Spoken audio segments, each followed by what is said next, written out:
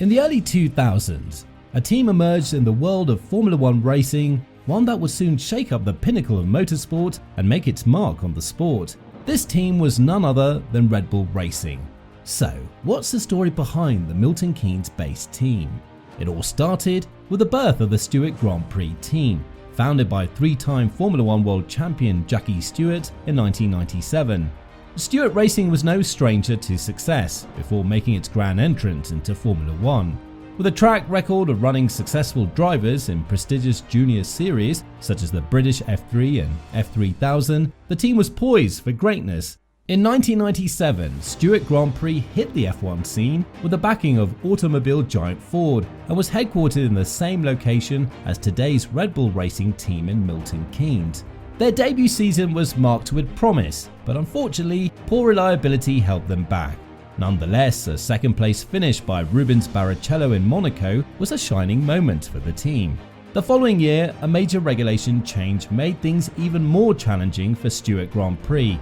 However, with additional investment and support from Ford, the team bounced back in 1999. Johnny Herbert brought the team its first victory at the chaotic 1999 European Grand Prix at the Nürburgring. In what would be its final season, Stewart Grand Prix ended on a high note with a fourth-place finish in the Constructors' Championship. The team's impressive performance didn't go unnoticed, and in September of 1999, Ford announced its plans to acquire the team and give it a fresh new look for the following season. With aspirations of becoming the British Ferrari, Stewart Grand Prix underwent a transformation and emerged as Jaguar Racing in 2000.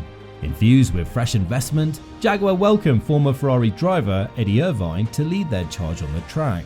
Jaguar's debut season paired Irvine with a determined Johnny Herbert, who stayed with the team after the rebrand. The team's first season in the sport was a letdown, with only 4 points and a 9th place finish in the Constructors' Championship. Despite a series of management changes, the team's fortunes didn't improve much in the following seasons. As the end of 2002 approached, Ford's patience with Jaguar began to wear thin, and the pressure was on to deliver a return on their costly investment.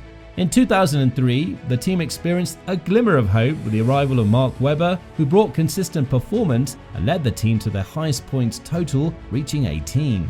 However, this moment of success proved to be short-lived. In September 2004, Ford decided to put Jaguar up for sale due to the increasing cost of competing in Formula One. This was where Red Bull stepped in, and their involvement in Formula One would change the sport forever. The energy drink company agreed to purchase the team on the final day of the sale and made a historic commitment to invest $400 million in the team over the next 3 seasons. Red Bull brought in a new team boss in the person of Christian Horner to lead the team. In 2005 and 2006, the team confidently held their own, finishing comfortably in the middle of the pack. Their driver lineup was a mesmerizing mix of veterans like David Coulthard and young guns like Christian Klien, Antonio Yuzzi and Robert Dornbos. Coulthard made history by scoring the team's first podium finish with a 3rd-place victory at the thrilling 2006 Monaco Grand Prix. For the 2007 season, Mark Webber joined the team, and they finished the year in 5th place. Though they slipped to 7th in 2008, the team was ready to make their mark the following year. In 2008, David Coulthard retired, making way for the arrival of the prodigious Sebastian Vettel. The timing was perfect, as the sport was about to undergo a major transformation with the introduction of new aerodynamic regulations. The technical team at Red Bull Racing seized the opportunity to shine and produce the RB5, a car that would take Vettel to his first victory and the team's first 1-2 finish at the Chinese Grand Prix. The RB5 went on to win 5 more races in 2009, including Mark Webber's debut victory at the Nürburgring. The team ended the season with a bang, winning the final 3 races, securing 2nd place in the Constructors' Championship and laying the foundation for the team's future success. 2010 was a historic year for the team. The RB6 proved to be a title-winning machine, with both Webber and Vettel contending for the championship from the start. The team secured the Constructors' Championship at the penultimate round in Brazil, with both drivers going into the final race in Abu Dhabi with a shot at the driver's crown. Vettel took the victory and became the youngest ever world champion, a record that still stands to this day. With the RB7 in 2011, Red Bull Racing dominated the grid. Vettel was an unstoppable force, claiming 11 victories and earning his second Drivers' Championship title with 4 races still left to go. The team's dominance was further solidified when they secured the Constructors' Championship with a whopping 3 races remaining. In 2012, the competition was determined to fight back, with the first 7 races being won by 7 different drivers from 5 different teams. But Red Bull Racing was not to be deterred.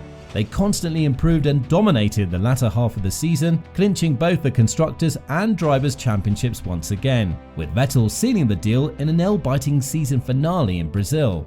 The following year, the RB9 looked like a winner from the get-go, but it wasn't until after the mid-season break that Vettel unleashed his full potential.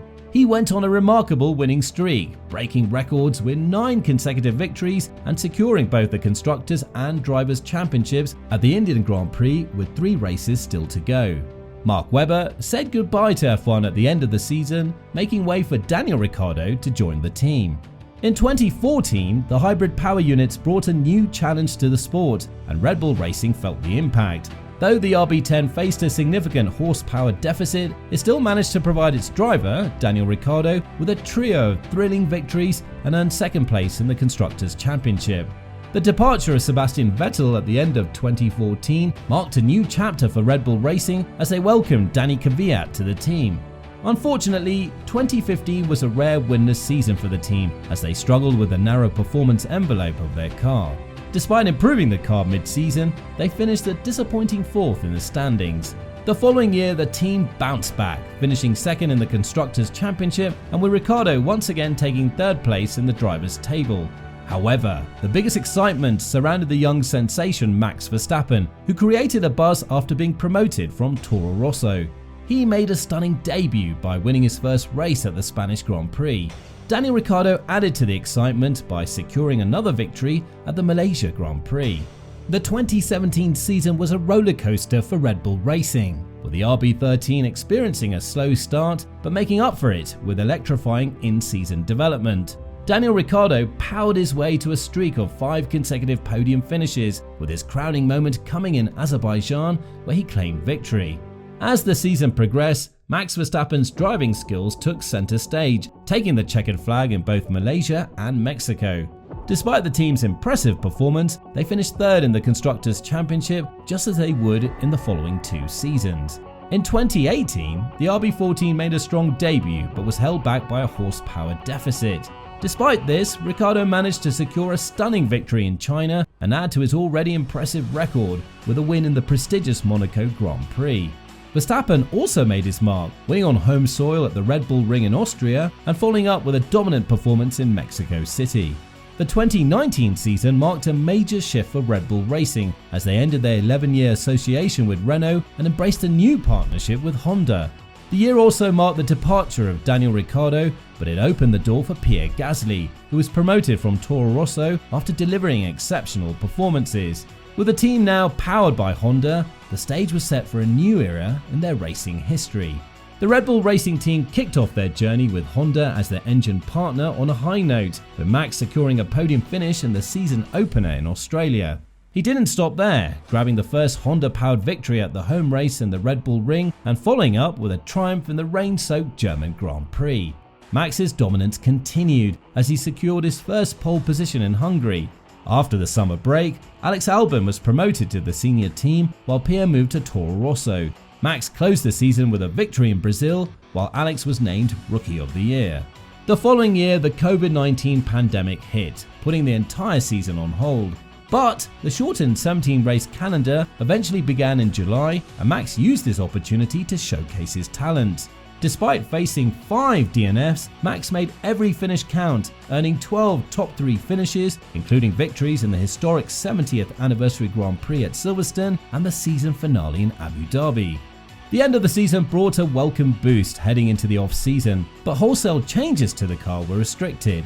Instead, the team focused on making changes to the driver lineup, welcoming Sergio Perez and moving Alex to the role of test and reserve driver. The 2021 season kicked off with a bang as Max Verstappen put the RB16B on pole for the opening race, setting the tone for a dominant year that saw him secure 13 pole positions in the 22-race calendar. From the starting line, Max zoomed through the track, battling with fierce competition, but ultimately crossing the finish line in second place. But it wasn't long before he tasted victory as he took the checkered flag at the Imola circuit.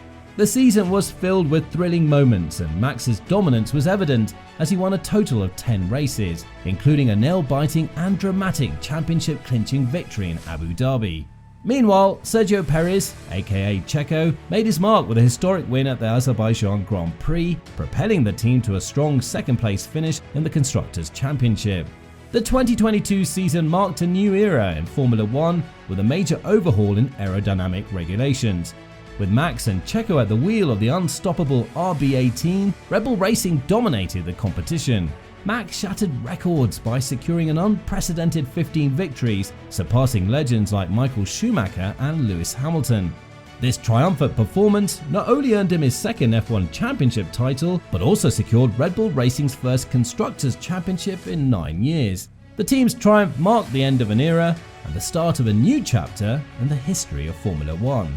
Red Bull's electrifying journey in the world of Formula One has added an explosion of excitement and intensity to the sport like never before. Their iconic junior academy has groomed some of the brightest and most gifted drivers in the circuit today. And there you have it, the story of Red Bull Racing. Now we want to hear from you. Will Red Bull continue their dominance in the coming years? Let us know in the comments down below. Now, if you enjoyed the video, make sure to like, subscribe and click the notification bell to be notified of our next uploads. Thank you for watching and we'll see you again soon.